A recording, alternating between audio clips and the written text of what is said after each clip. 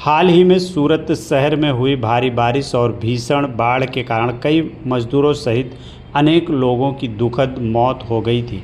इसी को लेकर आज गुजरात संघर्ष मजदूर यूनियन ने सूरत कलेक्टर, म्युनिसिपल कमिश्नर और डिप्टी लेबर कमिश्नर को एक आवेदन पत्र सौंपा। आवेदन में बाढ़ में जान गंवाने वाले मजदूरों के परिवारों को गुजरात सरकार की ओर से उचित मुआवजा, आर्थिक सहायता तथा हर संभव सरकारी मदद उपलब्ध कराने की मांग की गई है।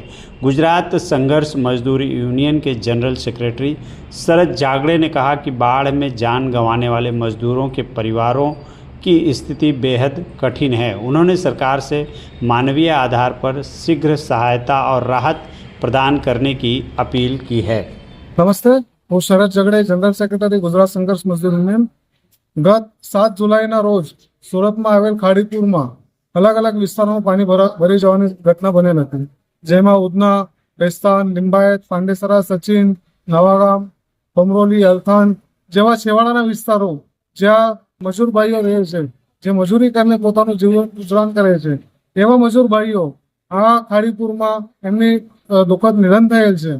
જે પરિવારોને સરકાર તરફથી યોગ્ય વળતર આપવામાં આવે તેમજ જે વિસ્તારોમાં મજૂર ભાઈઓ રહે છે તે વિસ્તારનો સરકાર દ્વારા સર્વે કરવામાં આવે અને તે પરિવારોને યોગ્ય એવું વળતર અને આકસ્મિક સહાય જે છે તે સરકાર તરફથી આપવામાં આવે એવી ગુજરાત સરકારને હું શરદ જગડે, ગુજરાત સંઘર્ષ મજદૂર યુનિયન વતી અપીલ કરું છું।